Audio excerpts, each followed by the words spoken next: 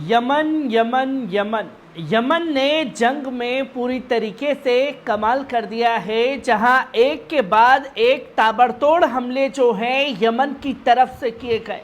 और ये हमले सिर्फ लाल सागर नहीं बल्कि अरब सागर में, हिंद महासागर में और गल्फ ऑफ अदन में एक साथ इजरायली जहाज़ों को निशाना बनाने का ऐलान जो है यमनी सेना ने कर दिया है। और यमनी सेना ने खास तौर पर कह दिया है कि वो जंग के चौथे चरण में पहुंच चुके हैं और ज़रूरत पड़ेगी तो पांचवें छठे चरण की भी तैयारी हमने पूरी तरीके से कर ली है। और जो भी जहाज हिंद महासागर हो, अरब सागर हो, गल्फ ऑफ अदन हो, जहां से भी इजरायली जहाज गुजरेगा उसको हम निशाना बनाने से नहीं रुकेंगे, क्योंकि लाख दफा समझाने के बावजूद भी इजराइल ने अपना हमला रफा पर कर दिया है। तो अब हमारे लिए जो लाल रेखा थी वो लाल रेखा भी पार हो चुकी है। अब हम किसी भी कीमत पर पीछे नहीं हटेंगे, चाहे इसका अंजाम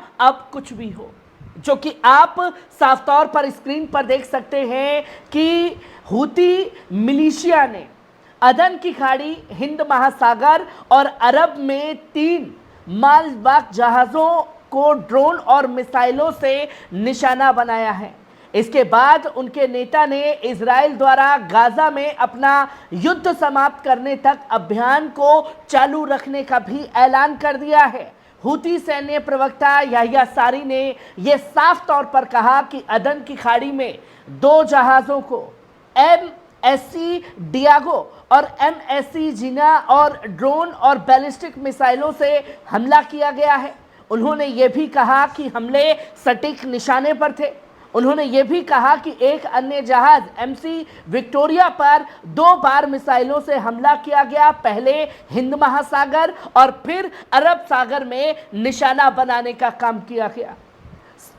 इसमें याह्या सारी ने तीनों जहाज़ों को इजरायली बताया और कहा कि अगर इजराइल ने गाजा में अपना हमला जारी रखा तो मिलिशिया अपने समुद्री हमलों को और तेज कर देगा। और उन्होंने ये भी कहा कि यमनी सशस्त्र बल गाजा पट्टी में विकास पर नजर रखे हुए हैं और फिलिस्तीनियों के साथ जो नरसंहार हो रहा है उस पर नजर बनी हुई है। जहां चौथे चरण में ये जंग पहुंच गई है और चौथे चरण में जो कि साफ तौर पर यमनी सेना के प्रवक्ता ने कहा कि हमने पहले चरण में इजरायली शहरों पर मिसाइल ड्रोन दागने की कोशिश की, पर उसमें ज़्यादा नुकसान जो है वो नहीं इजराइल का हो पाया। दूसरे चरण में हमने सिर्फ लाल सागर में इजरायली जहाज़ों को निशाना बनाने की ठानी। फिर तीसरे चरण में हमने ये ऐलान किया कि हम लाल सागर में इजराइल की तरफ जाने वाले हर जहाज़ को निशाना बनाएंगे, चाहे वो किसी भी देश का क्यों ना हो।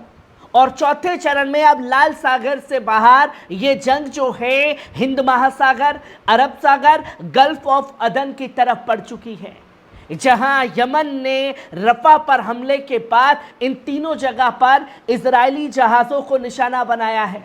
और इस पर पूरी तरीके से बयान जो है वो अमेरिका का भी आ चुका है, जो कि आप साफ तौर पर देख सकते हैं। अमेरिकी सेना ने कहा है कि एक ड्रोन को अमेरिका नेतृत्व वाले समुद्री गठबंधन जहाज़ों ने नष्ट कर दिया, तीसरा समुद्र में गिर गया, जिससे कोई नुकसान नहीं हुआ है। एक तरफ जब यमन के हमले होते हैं जहाज़ों के ऊपर तो ये बताने की कोशिश की जाती है कि कोई नुकसान नहीं हुआ, दूसरी तरफ याह्या सारी साफ तौर पर कह रहे हैं कि इजरायली जहाज़ों को हमने भारी नुकसान पहुंचाया है।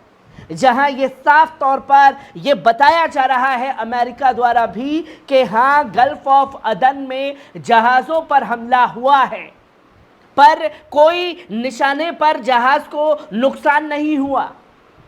पर वहीं हिंद महासागर, अरब सागर में ये साफ तौर पर याह्या सारी कह रहे हैं कि हमने तीनों जगह को एक साथ निशाने पर लिया और बड़ा नुकसान पहुंचाया है, जिसकी तस्वीरें लोगों के सामने हैं। और यूएस सेंट्रल कमांड ने कहा कि ये साफ तौर पर हो चुका है कि हथियार क्षेत्र में गठबंधन बलों और व्यापारिक जहाज़ों दोनों के लिए एक खतरा पैदा हो गया है। जहां पहले लाल सागर में ही रोकना मुश्किल था, पर अब यमन ने अपने पैर जो हैं तमाम जगह पर फैलाने का काम कर दिया है, जो कि दुनिया भर के लोगों के लिए एक चिंता का विषय बन चुका है। और अमेरिका ये साफ तौर पर मान चुकी है, अमेरिकी नेवी, कि लाल सागर में हुतीस जो हैं वो उनसे जीत चुके हैं।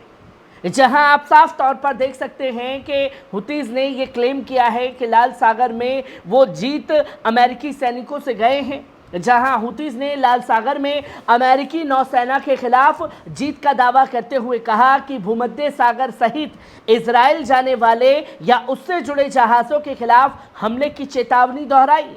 हुती नियंत्रण ने यह कहा था कि फिलिस्तीनी समर्थन अभियान के चौथे चरण में इजराइल के रास्ते में आने वाले सभी जहाज़ों को निशाना बनाना शामिल होगा, जो उनके ड्रोन मिसाइलों की सीमा के भीतर आते हैं। ये देखते हुए कि अमेरिका, ब्रिटेन और अन्य पश्चिमी नौसेनाएं उनके हमलों के सामने असहाय खड़ी हैं।